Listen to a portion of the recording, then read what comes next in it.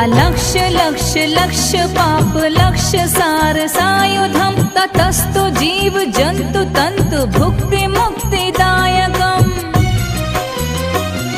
विरंचि विष्णु शंकर स्वकीय धाम वर्मदे त्वदीय पाद पंकजं नमामि देवी नर्मदे